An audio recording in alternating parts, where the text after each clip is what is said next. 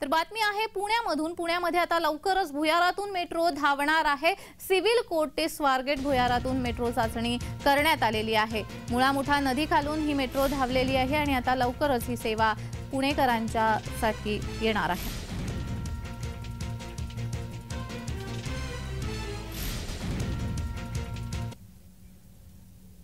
तर याचाच आढावा घेतलेला आहे आमचे प्रतिनिधी रोहन कदम यांनी। पाहूयात।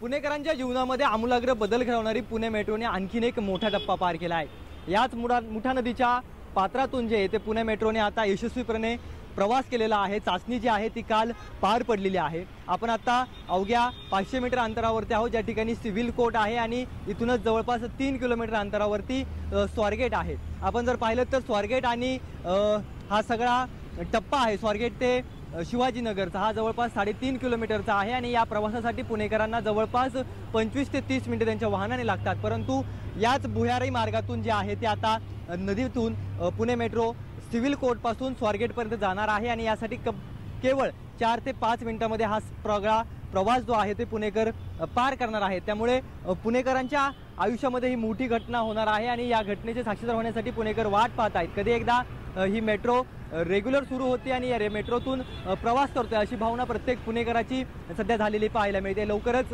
पंतप्रधान नरेंद्र मोदी यांच्या हस्ते या सगळ्या पुणे मेट्रोच्या 3ऱ्या टप्प्याचं जे आहे ते लोकार्पण होणार आहे, उद्घाटन होणार आहे आणि त्यानंतर पुणेकर नागरिक जे आहेत ते या पुणे मेट्रोचा भुयारातून नदी खालून जो आहे तो प्रवास अनुभवणार आहेत। रोहन कदम, जय महाराष्ट्र न्यूज, पुणे।